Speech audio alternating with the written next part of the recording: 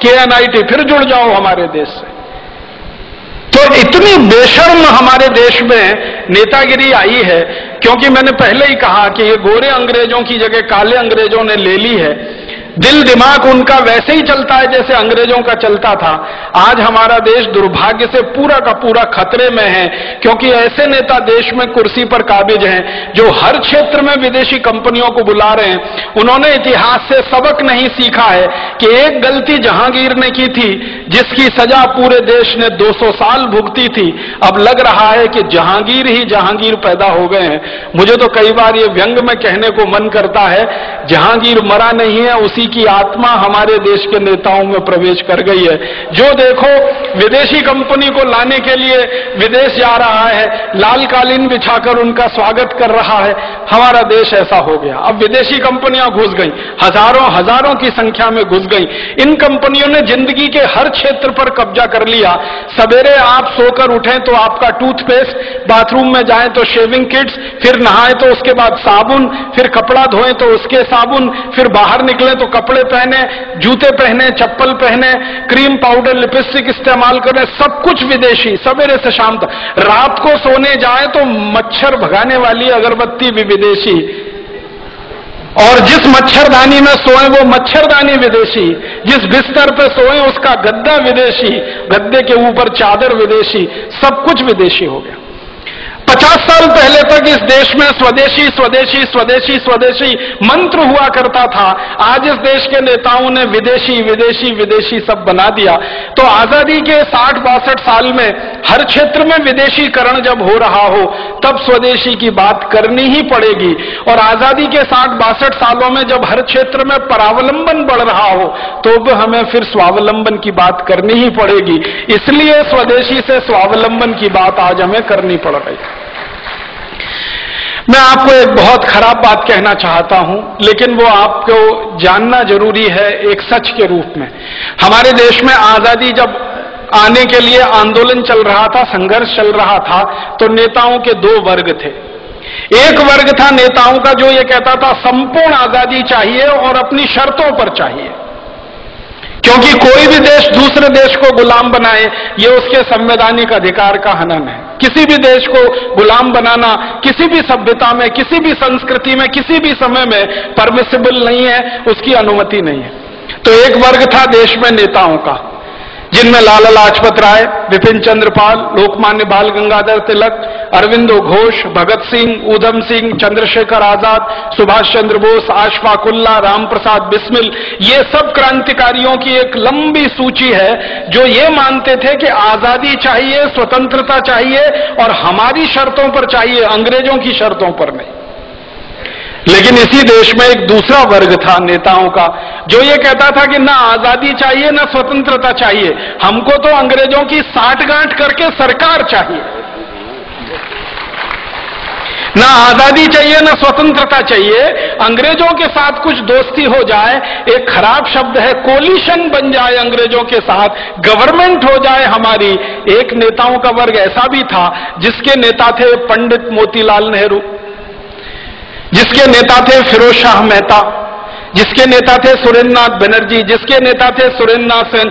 ये नेताओं का एक वर्ग था जो ये कहता था अंग्रेजों से गठजोड़ करके किसी तरह भारत में एक ऐसी सरकार बने जिसमें पंडित मोतीलाल नेहरू और उनके सहयोगी मंत्री हो जाएं और अंग्रेजों का प्रधानमंत्री रहे, ये उसके नीचे मंत्री रहे, बस देश में चलता रहे। आजादी की क्या मतलब, स्वतंत्रता का क्या मतलब। तो एक वर्ग था ऐसे नेताओं का जो अंग्रेजों से गठजोड़ करके सरकार बनाना चाहता था, और एक वर्ग था ऐसे नेताओं का जो संपूर्ण आजादी और स्वतंत्रता लाना चाहता था।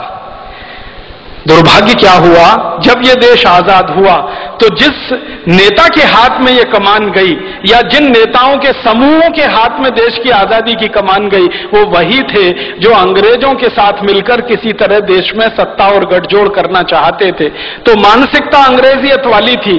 तो आजादी मिलते ही उन्होंने देश में वो कुछ भी नहीं किया जो होना चाहिए था आजादी के तुरंत बाद।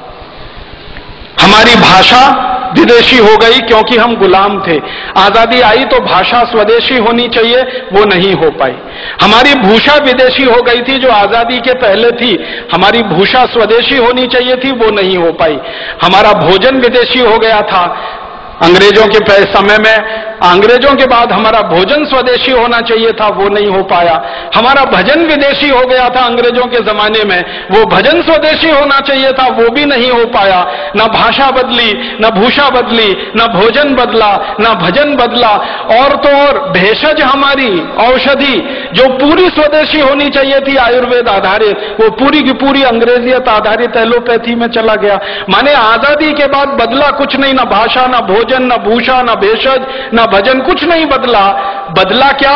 एक ही चीज बदली, माउंटबेटन की जगह पंडित जवाहरलाल नेहरू, माउंटबेटन की जगह उनके मंत्रिमंडल के XYZ, और कुछ नहीं बदला इस देश में, सबका सब वैसे का वैसा ही रहा। हमारे देश में संविधान सभा बनाई गई, संविधान सभा में बार बार बहस हुई भाषा के सवाल पर, लेकिन उस मामले को पीछे लटकाया गया। बार बार बहस हुई कि अंग्रेजों का कोई प्रतीक हमें नहीं रखना है इस देश में, उसको ऐसे ही लटका के छोड़ दिया गया। सारी की सारी संविधान सभा की बहस बेकार हो गई जब 1935 के गवर्नमेंट ऑफ इंडिया एक्ट को भारत का संविधान बना दिया हमारे देश के लोगों ने। बहुत दुख और अफसोस होता है, गवर्नमेंट ऑफ इंडिया एक्ट अंग्रेजों ने बनाया था भारत को 1000 साल गुलाम बनाकर भारत पर शासन करने के लिए, वो हमारे देश का संविधान बन गया।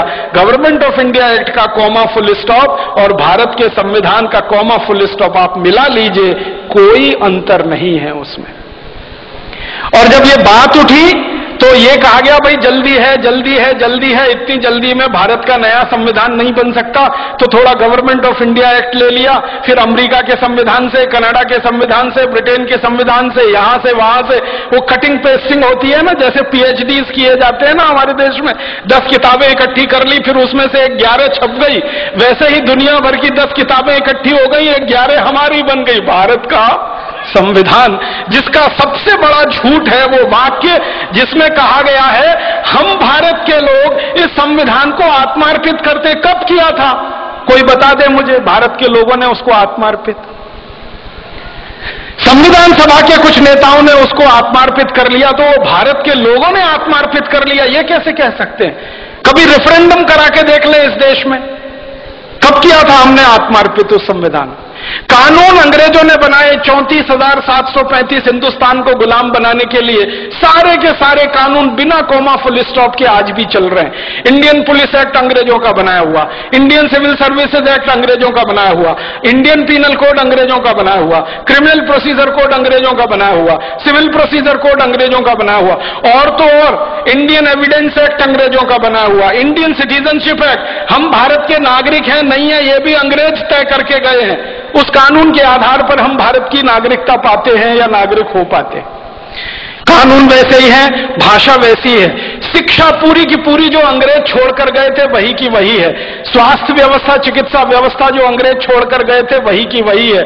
हमारे देश की एक भी व्यवस्था नहीं बदली है सिवाय एक नाम बदलने के, कि जहां पहले माउंटबेटन का नाम होता था, कर्जन का नाम होता था, लिलिथगो का नाम होता था, वॉरेन हेस्टिंग्स का नाम था, क्लाइव का नाम था, वहां पर अब हमारे हिंदुस्तान के कुछ देशी नाम आ गए, व्यवस्था सब की सब वही है।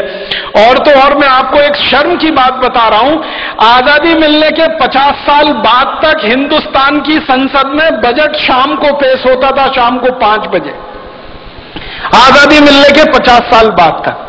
क्यों? जब हमारी संसद में शाम के 5 बजते हैं तो लंदन की संसद में सवेरे के 11:30 बजते हैं। ब्रिटिश संसद में सवेरे 11:30 बजे किसी को सुनना हो बजट तो अंग्रेज सुन सके, इसके लिए आजादी मिलने के 50 साल बाद तक, सन 1997 तक बजट शाम को 5 बजे आता रहा। इतनी गुलामी में यह देश रहा है, इतनी गुलामी। अंग्रेजों ने वंदे मातरम को बैन कर दिया था हमारे देश में। आजादी मिलने के 50 साल बाद तक हमारे देश की संसद में वंदे मातरम नहीं गाया जा सका। ये शर्म की बातें हैं हम सबके लिए। तो इसलिए हमारा मानना है, कम से कम मेरा तो मानना है, आजादी आई नहीं है, स्वतंत्रता मिली।